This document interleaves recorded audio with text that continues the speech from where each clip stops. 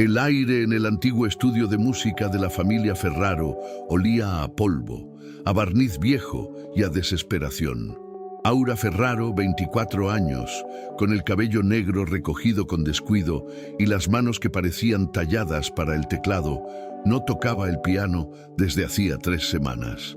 El silencio era la peor tortura, era un silencio denso, interrumpido solo por el tic-tac implacable de un reloj de pie que parecía contar los minutos hacia la ruina.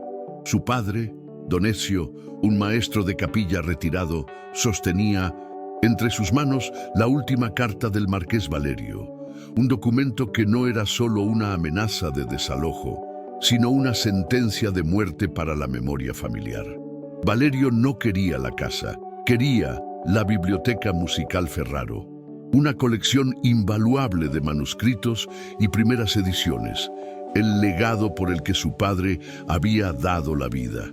El plazo vence mañana, hija, o la biblioteca, o la calle, murmuró Don Ezio con la voz rota. Aura miró por la ventana al coche negro, largo y anónimo, que esperaba en la acera. En su interior, el hombre que no conocía la música y que la había comprado aguardaba. Camillo D'Angelo, un nombre que resonaba a hormigón y acero. Un hombre que había levantado un imperio de la construcción en solo una década. Un parvenú sin pedigrí que ahora se casaba con una Ferraro para obtener la respetabilidad que el dinero no podía comprar. Su acuerdo era simple y brutal, sin espacio para la dulzura. Camillo saldaría las deudas, enfrentaría al marqués Valerio con su propia fortuna, y a cambio Aura sería su esposa en sociedad, su adorno en eventos, su silencio en casa. Un matrimonio sin amor, un rescate forzado. Ella, el ruiseñor, entregando su voz por la libertad de su nido. Camillo descendió del coche. Su figura era una sombra de autoridad. Vestía un traje impecable que parecía más una armadura, y sus ojos, de un gris tormentoso, no revelaban emoción alguna. No había un atisbo de ternura ni de triunfo, solo una eficiencia cortante. Su presencia ordenó el silencio. No necesitó alzar la voz. Don Ezio, temblando, puso la mano de Aura en la de Camillo. No fue una entrega paternal, sino una transferencia legal. Ella sintió el frío contacto de su piel, la firmeza implacable. «Nos vamos», dijo Camillo, y la frase fue más una orden que una invitación. El coche se deslizó por las calles de la ciudad, dejando atrás la casa que había sido su universo. Aura no lloró. Sus lágrimas se congelaron en una dignidad orgullosa. El interior olía a cuero nuevo, a perfume caro y a la soledad de un hombre que se había acostumbrado a conseguir lo que quería. El silencio se hizo insoportable. Ella rompió la regla implícita. «¿Por qué yo, señor D'Angelo?», preguntó con una voz que apenas reconoció como propia. Él no la miró, sus ojos fijos en el horizonte como si solo viera planos de construcción. «Su apellido es la llave a salones que mi dinero no puede abrir. Y su silencio es la prueba de que no es codiciosa», respondió con una lógica fría. «Solo necesito una esposa que no me estorbe. La biblioteca queda a salvo. Es su parte del trato». Aquellas palabras la golpearon. No era solo un hombre de negocios, era un estratega que no dejaba nada al azar. Llegaron a un ático que parecía flotar sobre la ciudad. Una jaula de cristal con vistas infinitas, llena de arte moderno y frío. Allí, en la inmensidad estéril, la esperaban los asistentes. Una mujer joven, de sonrisa franca y ojos vivaces, se presentó como su asistente personal. «Sara, mi señora, Camillo, ha dispuesto todo. La ceremonia será mañana al atardecer en el salón principal. Un notario, un juez, nada más». La ceremonia fue tan impersonal como la firma de un contrato. Camillo repitió el sí sin emoción. Aura, al pronunciar el suyo, sintió que entregaba no un voto, sino una partitura en blanco. Al terminar, él le dedicó un breve asentimiento de cabeza y se retiró a su estudio. «Tu espacio es tu música, Aura. El mío, mi trabajo, no interfieras. Su primera y única directriz conyugal. Ella se quedó sola en el salón, mirando la ciudad que no le ofrecía consuelo. Esa noche sintió que su alma, su ruiseñor interior, había perdido la capacidad de cantar. El amanecer en el ático de cristal era espectacular, pero la belleza le resultaba ajena a Aura. El día olía a café expreso, a pulcritud excesiva y a la presencia distante de Camilo D'Angelo. Sara, la asistente, entró con una tablet en mano. Camilo la espera en el vestíbulo, señora. Hoy tenemos un recorrido por las obras. Aura se vistió con manos temblorosas. No entendía por qué su esposo querría que conociera sus proyectos de construcción, pero el acuerdo tácito era obedecer y guardar silencio. En el vestíbulo, Camilo no la miró, solo indicó con un gesto que lo siguiera. El recorrido fue a través de un paisaje de acero, grúas y tierra removida. La gente de Camilo lo trataba con una mezcla de respeto y temor reverencial. Ella, en su vestido elegante, se sentía una intrusa. El aire era denso, lleno del rugido de las máquinas y el olor a cemento fresco. En una de las paradas, Camilo se detuvo ante un gran plano de un complejo habitacional. «Esto es el nido», explicó a un ingeniero, sin dirigirse a Aura. «Viviendas de interés social, resistentes, asequibles. El coste es secundario a la calidad». Aura sintió una punzada de sorpresa. Su esposo no solo construía rascacielos para magnates, también levantaba refugios seguros para quienes nada tenían. Era una contradicción que no encajaba con el hombre frío que había conocido. De regreso al ático, Aura no pudo evitar la pregunta: ¿por qué el nido? Parece ser una pérdida de beneficios, considerando sus otros proyectos. Camilo se giró, su expresión se endureció. Usted se aferra a los nombres de las notas, señora D'Angelo. Yo, a la utilidad de un buen cimiento. No confunda mi trabajo con caridad. El silencio volvió a imponerse, pero la grieta en el muro de frialdad se había abierto. Los días siguientes se convirtieron en una rutina de silencio compartido y eventos sociales agotadores. Aura cumplía su rol de adorno, vestía los diseños caros, sonreía en las fotografías y hablaba lo justo. Pero en la soledad del ático, la música la llamaba. Una noche, incapaz de resistir, se acercó al piano de cola que dominaba el salón. Era un piano nuevo, costoso, mudo por la inacción. Cuando sus dedos rozaron las teclas, el sonido llenó el espacio con una melancolía profunda. Empezó a tocar una sonata de Chopin, la que su padre le había enseñado, una pieza de dolor y dignidad.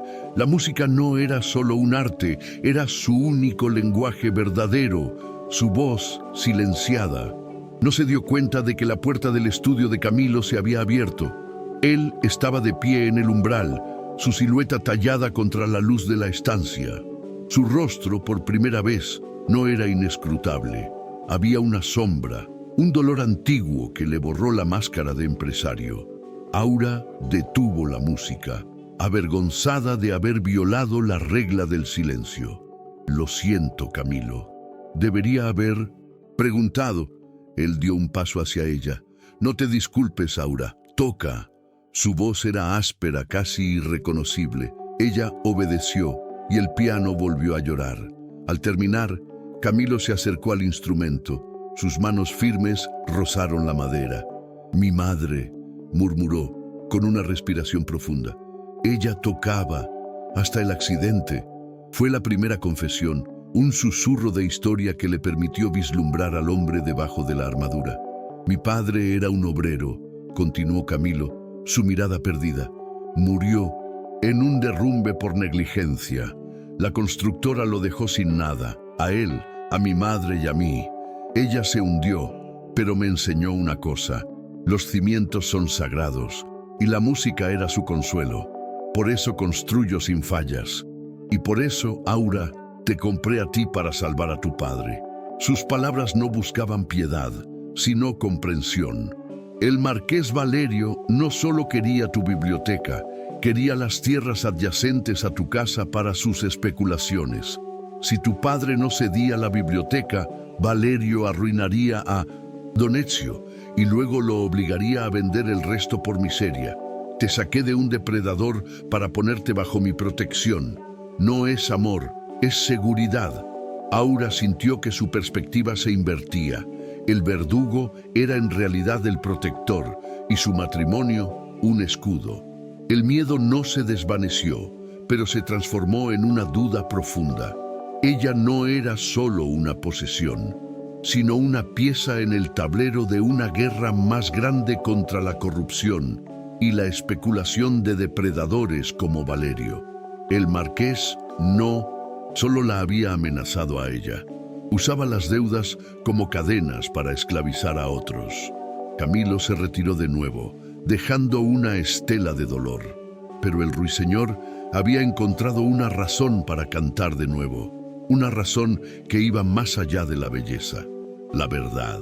La tensión se ha escalado con la revelación de la doble vida de Camilo, construcciones sociales y la confesión de su trauma familiar, cambiando la dinámica del matrimonio de posesión a protección. La música como nexo es el elemento en clave. Tras las revelaciones, el ambiente en el ático cambió. Aura ya no veía a Camilo como un carcelero, sino como un hombre atrapado en su propia fortaleza. Su disciplina, su frialdad, eran defensas contra un mundo que había destruido a su familia. Ella cumplía sus compromisos sociales, pero ahora observaba su entorno con ojos más agudos. Se dio cuenta de que en cada gala, Camilo no buscaba el placer, sino la información. Hablaba poco, pero escuchaba todo. Una tarde, mientras Camilo estaba ausente en un viaje de negocios crucial para asegurar un contrato de infraestructura gubernamental, Aura sintió una necesidad irresistible de entender la magnitud de su lucha. Recordó el dolor en sus ojos al hablar de su padre y la constructora negligente. Guiada por una intuición, se dirigió a su estudio, un santuario de orden y sobriedad. En un rincón, detrás de una estantería de libros de ingeniería, encontró un viejo cofre metálico, sin llave, desgastado por el tiempo. No dudó, lo abrió. Dentro no había dinero ni joyas, sino docenas de archivos. No eran planos de construcción, eran expedientes legales, casos de negligencia, demandas de indemnización y, lo más impactante, listados de familias arruinadas por constructores sin escrúpulos. En cada expediente, al final, había una nota concisa: solventado, seguida de la firma de un abogado. Aura sacó los documentos con manos temblorosas. Eran nombres de obreros, viudas, pequeños propietarios despojados de sus tierras, todas víctimas de la misma red de corrupción que había matado al padre de Camilo. Al fondo del cofre encontró una pila de grabaciones de audio en cintas antiguas. Tomó una al azar. La reprodujo en un viejo equipo de sonido en el estudio. La voz que emergió era la de una mujer, dulce y melancólica, cantando una aria de una ópera poco conocida. La voz era la de la madre de Camilo. La música se detuvo abruptamente, seguida por un grito ahogado y el sonido de cristales rotos. Luego, un silencio, sepulcral, roto solo por la voz de una niña pequeña gritando «¡Mamá!». Aura apagó la grabadora con el corazón encogido. Camilo no solo buscaba justicia en sus construcciones, usaba su fortuna para deshacer, en silencio, las injusticias que habían marcado su infancia. Su matrimonio era una pieza en una vasta y solitaria misión de redención. Esa noche, cuando Camilo regresó, Aura lo estaba esperando. No en el salón, sino en el umbral de su estudio, con el cofre abierto a sus pies. Sus ojos, en lugar de miedo, reflejaban admiración. «Vi los archivos», dijo ella, su voz firme. «Vi a quién está salvando y escuché a su madre». Camilo se detuvo en seco.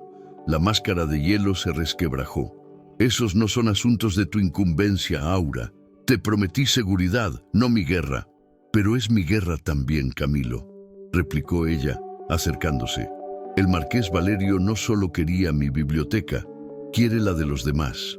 Él es un depredador que se alimenta de la desesperación. Yo soy la hija de un hombre al que usted salvó. No quiero ser protegida, quiero ser parte de la justicia. Sé que Valerio está usando a los sindicatos para sabotear sus proyectos en El Nido, para forzar una falla de cimentación y desviar los fondos. El pueblo no hablará por miedo, pero a mí me escucharán. Tienes el dinero y la influencia. Yo tengo la voz y la fe. Él la miró largamente, analizando cada fibra de su ser, buscando la rendición y encontrando la voluntad. El silencio se llenó de la tensión de dos fuerzas convergiendo. Si te unes a mí, es un camino sin retorno. El riesgo es la vida. Estoy cansada de vivir sin ella, susurró Aura. Finalmente Camilo asintió. Entonces lo haremos juntos. Pero hay algo que debes saber. Valerio es despiadado. La última vez que mi madre se enfrentó a él se interrumpió, incapaz de terminar la frase. Aura no necesitaba más. La música y la verdad se habían unido. El duque, el constructor y el ruiseñor ya no eran extraños unidos por un pacto, sino aliados en una misión épica de reparación. La revuelta ha ocurrido. Aura ha descubierto el secreto de Camilo y ha decidido transformar su matrimonio de conveniencia en una alianza de justicia. El miedo se ha convertido en determinación. El plan de Camilo y Aura era tan meticuloso como un plano de ingeniería y tan armonioso como una composición musical. Aura usaría su prestigio como pianista, su acceso a la élite social, para ganar la confianza de los empleados y pequeños contratistas extorsionados por el marqués Valerio. Camilo, por su parte, usaría la red de construcción para interceptar las maniobras de sabotaje del marqués en el proyecto El Nido. Su primera acción fue una cena benéfica organizada por la Fundación Ferraro, una fachada perfecta para reunir a personas influyentes.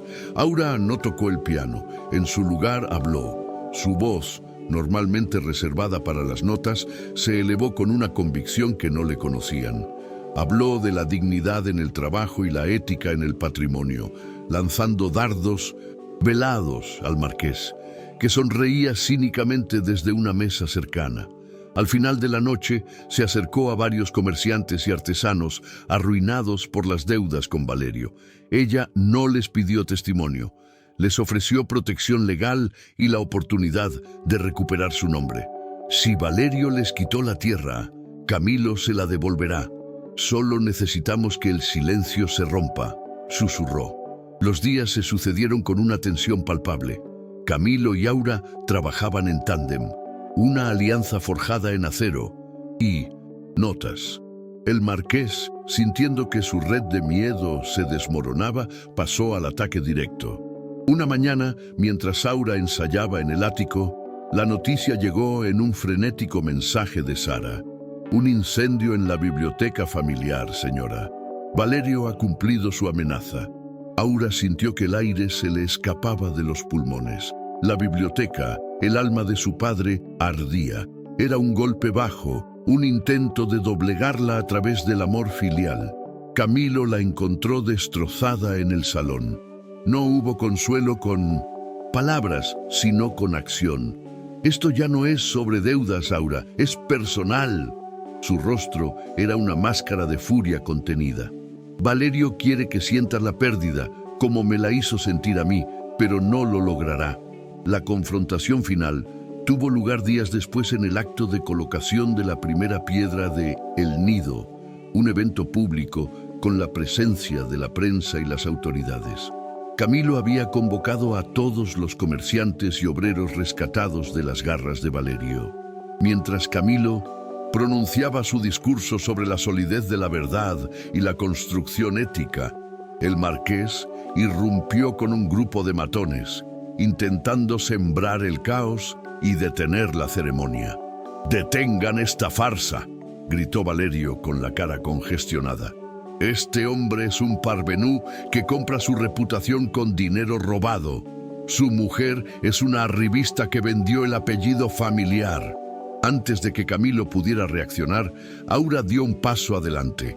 Llevaba en sus manos la vieja grabadora del cofre. El silencio se impuso. Ella presionó el play.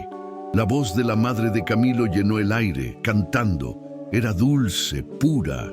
Después se escuchó el grito desesperado de la niña, el sonido del accidente provocado y la voz fría de un joven Valerio ordenando encubrir la negligencia que había matado al padre de Camilo. Este hombre, dijo Aura, con la voz firme y clara como una trompeta en el juicio final, señalando al marqués, no solo destruye patrimonios, destruye vidas.